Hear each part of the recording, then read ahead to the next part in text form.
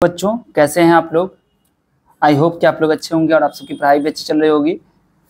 तो अभी हम लोग करने वाले हैं क्लास 10th के मंथली एग्जामिनेशन के क्वेश्चन पेपर को, जो कि आपका मंथली एग्जामिनेशन हुआ था सितंबर में। ठीक है, मासिक परीक्षा सितंबर 2024 के मैथमेटिक्स के क्वेश्चन पेपर को अभी हम लोग देखेंगे, जिसमें अभी हम लोग सेक्शन ए यानी कि ऑब्जेक्टिव टाइप क्वेश्चंस वस्तुनिष्ठ प्रश्न को देखेंगे। ठीक है, वस्तुनिष्ठ प्रश्न में जो अभी हम लोग देखेंगे इसमें देखिए आपको 1 से 30 क्वेश्चन दिया जाता है, जिसमें आपको 4 ऑप्शंस होते हैं, आपको सही आंसर को चुनना होता है। ठीक है, लेकिन आपको इसमें सिर्फ 25 क्वेश्चन का आंसर करना है। ठीक है, तो देखते हैं कहाँ तक हम इसको समझा पाते हैं अभी। ठीक है, जो बच जाएगा उसको अगली वीडियो में करेंगे। तो बच्चों पहला क्वेश्चन आपका है, यदि दो संख्याओं का योग और अंतर क्रमशः इतना और इतना हो तो बड़ी संख्या क्या होगी। तो यहाँ पर हम लोग यूज करेंगे कौन सा कॉन्सेप्ट, रैखिक समीकरण दो चरों वाले। ठीक है, चूंकि ये ऑब्जेक्टिव है इसलिए हम लोग ज्यादा लिखेंगे नहीं इसमें, बस मेन चीज हम लोग इसमें लिखेंगे। जैसे कि हम यहाँ पर मान लेते हैं कि बड़ी संख्या माना कि x है, छोटी संख्या को y मान लिया। तो यहाँ पे कहता है योग 14 है, तो यानी कि x + y = 14 हो गया, और अंतर जो है वो 4 है, तो x - y = 4 हो गया। अब जोड़ेंगे तो क्या हो जाएगा, यहाँ पर ये जुड़ जाएगा, ये माइनस हो जाएगा और ये आपका जुड़ जाएगा, तो ये माइनस हो गया तो कैंसिल हो गया। 2x = हो जाएगा 18, तो x = हो जाएगा 18/2 यानी कि 9, तो बड़ी संख्या आपकी 9 हो जाएगी। ठीक है, और छोटी संख्या आप उसमें से 5 ले सकते हैं, है ना। 9 - 5 = 14 और 9 में से 5 गया 4। तो यहाँ पे हमें छोटी संख्या नहीं बताना है, यहाँ पे हमें बड़ी संख्या बताना है, बिगर नंबर बताना है, तो हमने 9 यहाँ पर टिक लगा देना है। उसका है cos 30 का मान, तो cos 30 का मान क्या होता है, √3/2 होता है, √3/2 में लग जाएगा। ठीक है, इसके बाद आपका है sin θ = cos θ, तो थीटा का मान क्या होगा, कौन से थीटा का कह रहा है ना कि थीटा के किस मान के लिए sin θ cos θ बराबर होता है। तो आप टेबल में देखिए, ये आपको दिख रहा है टेबल, यहाँ पर देखिए थीटा की वैल्यू 45 है ना। तो इसमें देखिए दोनों की वैल्यू sin θ भी आप देखिए sin 45 क्या हो रहा है, यहाँ पर 1/√2 है, और cos 45 कितना है 1/√2, यानी कि थीटा आपका 45 डिग्री। तो यहाँ पर आप आंसर लगा लीजिएगा 45 डिग्री, क्योंकि sin 45 और cos 45 दोनों की वैल्यू सेम होती है। sin 2a = 2 sin a, तो a की वैल्यू क्या होगी, sin 2a। अब यहाँ पर पुट करके देख लीजिए, 0 पुट कीजिएगा। देखो आप इसमें फॉर्मूला भी यूज कर सकते हैं, लेकिन फॉर्मूला अभी आपको बताया नहीं गया है। ठीक है, तो आप क्या कीजिएगा कि 0 यहाँ पुट कीजिएगा, तो sin 2 × 0 कितना हो गया 0, यानी sin 0 कितना होता है 0 हो जाता है। यहाँ देखो 2 sin a, तो sin 0 क्या होता है, sin 0 तो 0 हो जाएगा, और उसको जब 2 से गुना 0 ही आएगा, तो ये हमारा सही ऑप्शन है। आप बाकी भी ऑप्शन को रख के चेक कीजिएगा, तो आपको LHS RHS बराबर नहीं होगा, तो इसलिए हमारा आंसर चौथा का ए हो जाएगा। ठीक है बच्चों, आपका जो छठा क्वेश्चन है उसमें कहता है मूल बिंदु से बिंदु 21, 20 की दूरी क्या है।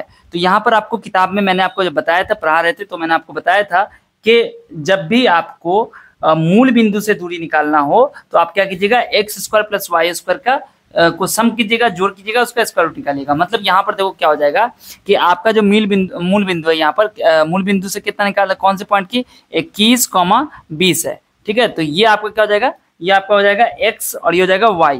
ठीक है, तो मैंने आपको फॉर्मूला क्या बताया था कि दूरी आपको कैसे निकलेगी, x² + y² कीजिएगा, तो x का स्क्वायर कितना हो जाएगा 21 का स्क्वायर, और y का स्क्वायर कितना होगा 20 का स्क्वायर, यानी कि 21 और 20 का स्क्वायर करेंगे कितना होगा 441 और प्लस 400 हो जाएगा। ठीक है, अब जब इसको जोड़ोगे तो कितना आएगा 841 हो जाएगा, कितना हो जाएगा 841। अब 841 का आपको रूट निकालना है। ठीक है, रूट निकालना आपको आता है, रूट कैसे निकालते हैं, इसमें हम लोग दीर्घ विभाजन विधि यूज करेंगे। ठीक है, तो यहाँ पर लेकिन हम लोग देखते हैं कि इसका जो रूट निकालेंगे वो कितना आएगा, तो ये आपका आ जाएगा 29। इसका मतलब हुआ कि इसमें 29 जो होगा वो आपका सही ऑप्शन होगा, तो यहाँ पर 29 मतलब सी ऑप्शन सही हो जाएगा। यदि ट्रायंगल ABC क्या है, समरूप है ट्रायंगल DEF के, तो ABC का क्षेत्रफल और DEF का क्षेत्रफल का अनुपात क्या होगा। इस क्वेश्चन के लिए आपको क्या करना होगा, अपनी बुक खोलिए। ठीक है, बुक में आप थ्योरम 6.6 देखिए, प्रमेय 6.6 देखिएगा। ठीक है, तो उसमें साफ साफ लिखा हुआ है कि दो समरूप त्रिभुजों के क्षेत्रफल का अनुपात इनकी संगत भुजाओं के अनुपात के वर्ग के बराबर होता है। तो यहाँ पर देखो संगत भुजाओं के वर्ग के अनुपात के बराबर, तो संगत भुजा कौन हो जाएगा, ABDE हो जाएगा। अगर आपको नहीं समझ में आ रहा है तो आप इसको ऐसे बनाइए, ABC और DEF, दो त्रिभुज जो कि समरूप है, ABC और DEF। तो यहाँ पर देखो क्या हो जाएगा, AB और DE क्या हो जाएगा, ये हो जाएगा संगत भुजा हो जाएगी। तो यहाँ कहता है क्या संगत भुजा कौन हो जाएगी, ABD। तो ABD तो है, लेकिन उसके वर्ग के अनुपात के बराबर होना चाहिए, तो यहाँ तो वर्ग हमारा है नहीं। ये क्या है, AB + BC + CA, ये भी नहीं होगा, तो ये हमारा सही ऑप्शन सी हो जाएगा, AB का स्क्वायर और बटा DE का स्क्वायर, मतलब इस दोनों का अनुपात जो होगा वो इसके क्षेत्रफल के अनुपात के बराबर होगा। ठीक है, तो इस तरीके से हमारा सही ऑप्शन यहाँ पर सी हो जाएगा। दो समरूप त्रिभुज की भुजाओं का अनुपात 4:9 है, ठीक है, 4:9 है। तो इन त्रिभुजों के क्षेत्रफल का अनुपात क्या होगा? देखो यहाँ पर कह रहा है कि संगत भुजाओं का अनुपात दिया हुआ है, ठीक है, भुजाओं का अनुपात क्या है 4, 9, तो क्षेत्रफल का अनुपात क्या होगा? इसका स्क्वायर कर देंगे, 4 का स्क्वायर 16 हो जाएगा, 9 का स्क्वायर 81 हो जाएगा, तो 16/81 हो जाएगा। इनका ऑप्शन आपका डी सही हो जाएगा। ठीक है, चलिए अगला क्वेश्चन देखिए। तो बच्चों यहाँ पर अभी आपका 9वां क्वेश्चन क्या कहता है, ध्यान से सुनिएगा। ट्रायंगल एबीसी और ट्रायंगल बीडीई यानी कि त्रिभुज एबीसी और त्रिभुज बीडीई दो समबाहु त्रिभुज हैं। क्या है? समबाहु त्रिभुज हैं।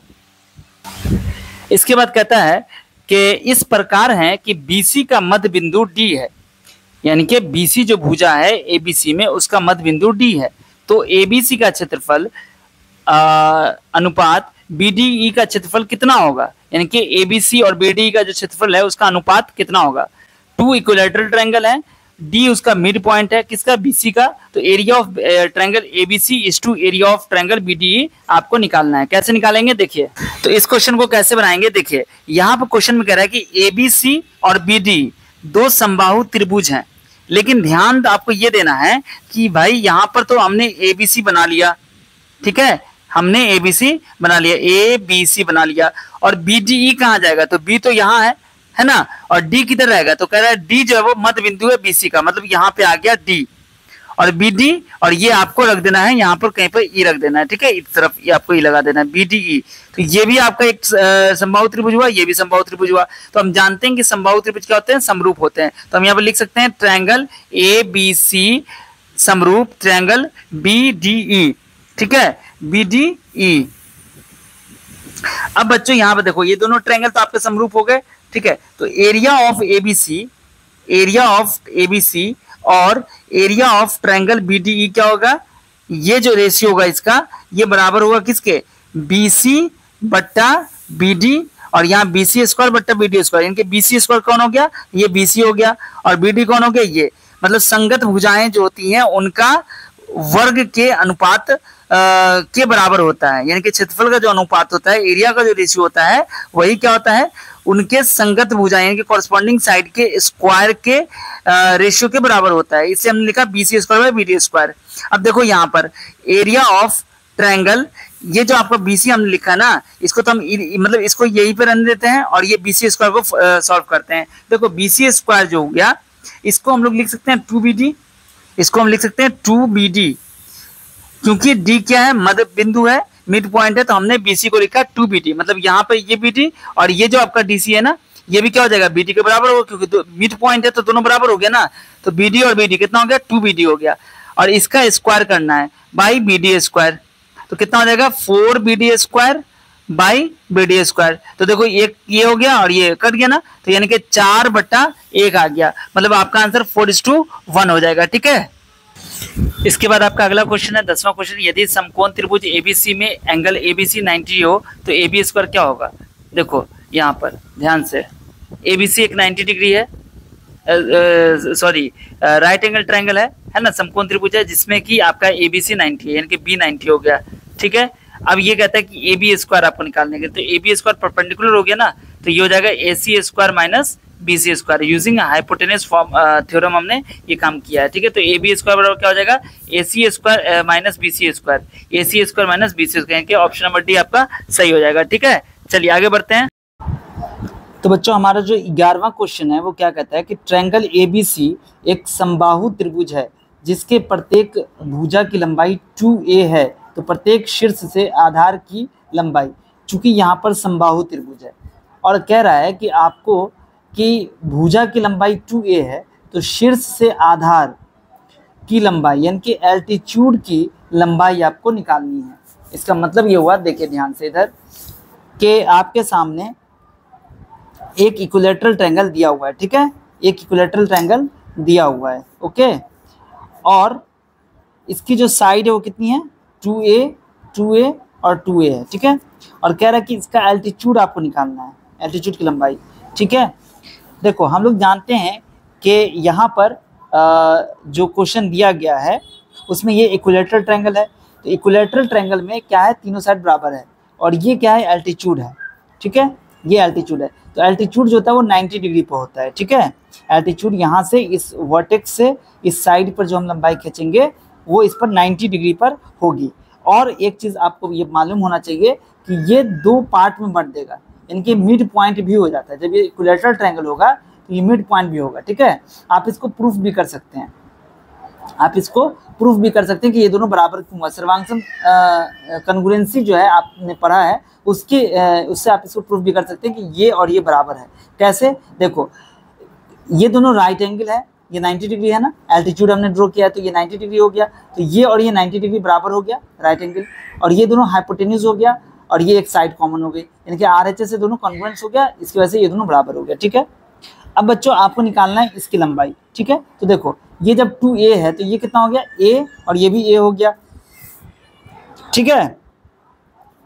तो आपको ध्यान में रखना है कि इसका नाम अगर हम लिख देते हैं, suppose that a b c लिख देते हैं, और ये आपका d हो गया, तो ab स्क्वायर जो होगा, ab स्क्वायर की बात कर रहे हैं अभी हम, तो ab स्क्वायर क्या हो जाएगा, ab स्क्वायर बराबर हो जाएगा ad square plus bd square, यानी कि ad स्क्वायर यहाँ से हो जाएगा ab square minus bd square, ठीक है, ये चीज़ हो जाएगी, ठीक है ना।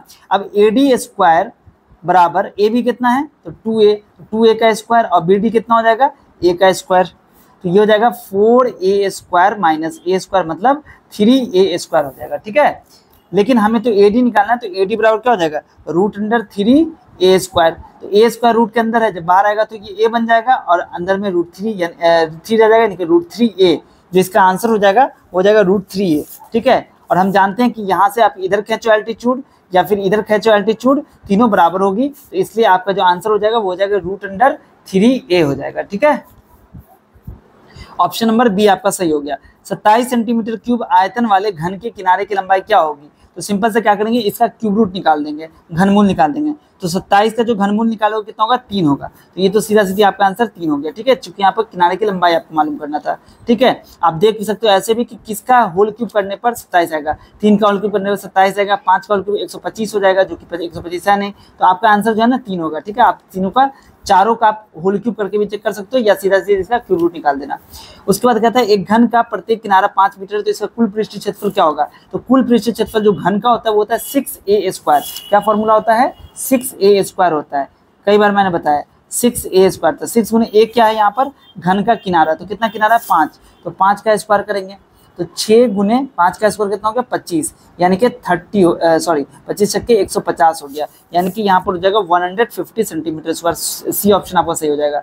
यदि घन का आयतन इतना है तो इसका पृष्ठ क्षेत्रफल क्या होगा, घन का आयतन दिया हुआ है, तो घन का आयतन देखो यहाँ पर भी आपको क्या दिया था, आयतन दिया था, मैंने बताया था कि क्यूब रूट निकाल देना, तो देखो यहाँ पर 27 से 44 है, तो 27 से 44 का घन आपको निकालना है, घनमूल निकालना है, ठीक है। आप इसका घनमूल निकालोगे, कैसे निकालोगे, तो 27 से 44 का आपको प्राइम फैक्टराइजेशन कर देना है और उसके बाद निकाल देना है। अगर आप देखना चाहते हो कि इसको शॉर्टकट में, तो वो भी मैंने तरीका बताया, फिर से मैं बता रहा हूँ, शॉर्टकट में ये होगा कि यहाँ पर आपको 8 रखना होगा, ठीक है। अब ये आपका है कितना 27 से 44, देखो 10 का होल क्यूब होता है 1000 और 20 का होल क्यूब होता है 8000, तो ये जो हमारा है 10 और 20 के बीच में होगा, यानी कि यहाँ पर आपको क्या रखना है 1 रख देना है, ठीक है। तो 18 का जो होल क्यूब करेंगे तो कितना होगा 27 से 44 आ जाएगा, तो हमें क्या करना होगा क्यूब रूट निकालना होगा 27 से 44 का, ठीक है। आप कैसे निकालेंगे 27 से 44 का प्राइम फैक्टराइजेशन, यानी कि अभाज्य गुणनखंड करेंगे। अगर आप चाहें तो इसको शॉर्टकट भी निकाल सकते हैं, देखो 4 जो है कौन से नंबर के होल क्यूब में 4 लास्ट में इकाई स्थान पे आता है, देखो 2 का स्क्वायर क्यूब करते क्या होता है 2 दूनी 4 दूनी 8 होता है, ठीक है ना। 3 का करेंगे कितना होगा 3 4 होते हैं 27, यानी कि 7 आ रहा है। 4 का करेंगे तो 4 चौको 16, 16 चौके 64, यानी कि फिर से 4 लास्ट में आ रहा है। 5 का करेंगे तो 125 आता है, यानी कि 5 लास्ट में आता है, तो यहाँ पर हम लिखेंगे 4, ठीक है। और ये जो 27 से 44 है ये किसके बीच में आएगा, देखो 10 का होल क्यूब करते हैं तो ये होता है 1000, और 20 का होल क्यूब करते हैं तो ये होता है 8000, मतलब ये जो नंबर आपका है ना 27 से 44, ये 10 के होल क्यूब और 20 के होल क्यूब के बीच में है, यानी कि 11 का होल क्यूब हो सकता है, 12 का हो सकता है, 13 का हो सकता है, 14 का हो सकता है, ठीक है। तो आप जानते हैं कि यहाँ पर 12 का हो नहीं सकता है, क्योंकि फिर 2 आ जाएगा तो लास्ट में 8 आना चाहिए, चूंकि हमारे पास 4 है इसलिए हम लोग यहाँ पर 1 रख देंगे, ठीक है। 10 और 20 में के बीच में आपको वो नंबर चुनना है जिसके इकाई स्थान पर 4 यानी कि 14, तो क्यूब रूट कितना आ गया 14 आ गया। आपसे क्वेश्चन में कह रहा था क्या कि इसका क्या निकालने के लिए कुल पृष्ठीय क्षेत्रफल, सॉरी हाँ, पृष्ठ क्षेत्रफल निकालने के लिए इसका कह रहा था। तो पृष्ठ क्षेत्रफल जब निकालना होगा तो आप देखो 6a² निकालो, क्या हो जाएगा 6 × 14 का स्क्वायर, मतलब 6 × 14 196 हो जाएगा। तो 6 36 हो गया, 9 54 57 हो गया, 6 6 5 11 1176, यानी कि ऑप्शन नंबर आपका बी जो है वो इसका सही होगा। ठीक है, उसके बाद है यहाँ पर किसी घन का संपूर्ण पृष्ठ क्षेत्रफल कितना है, तो इसका आयतन निकालो। घन का संपूर्ण पृष्ठ क्षेत्रफल दिया हुआ है, संपूर्ण पृष्ठ क्षेत्रफल जो होता है मैंने अभी आपको बताया 6a² होता है, जो कि आपको क्वेश्चन में दे दिया है कि ये आपका है 864। तो a² बराबर क्या हो जाएगा 864/6 हो जाएगा, 6 से काटोगे 6 का 6 हो जाएगा, और 6 से घटा 6 24 हो जाएगा। ठीक है, और 6 24 144 आ गया। ठीक है ना, तो a बराबर क्या हो जाएगा स्क्वायर रूट ऑफ 144, 144 का वर्गमूल यानी कि 12 आ गया। तो ये तो आपको 12 निकल गया ना। अब इसका आयतन निकालो, 12 का होल क्यूब करोगे तो 12 का होल क्यूब 1728 होता है, यानी कि 15 का सी आंसर आपका सही हो गया। ठीक है, बहुलक बराबर क्या होता है मोड, ये तो फॉर्मूला ही हो गया सीधा सीधी। आपको याद होगा कि 3 माध्यक बराबर बहुलक प्लस 2 माध्य होता है, यानी कि 3 गुना माध्यिका -2 × मध्यमान, ये आपका क्या हो जाएगा बहुलक का मोड का फॉर्मूला हो जाएगा। ठीक है ना, आप बुक में देखिएगा आपको ये स्टेटमेंट, आपको ये क्वेश्चन जरूर आपको देखने को मिलेगा। ठीक है, उसका द्विघात समीकरण देखने का मूल कितने हैं, तो इसका मूल निकालना है। सीधे देखो 2 × 12 हो गए ना, तो उस तरह वाला फॉर्मूला भी आप यूज कर सकते हो, या यहाँ पे आप रख के भी चेक कर सकते हो। तो उस तरह अगर आपको लंबा लग रहा है तो आप सीधा इसका क्या करो रूट निकाल दो।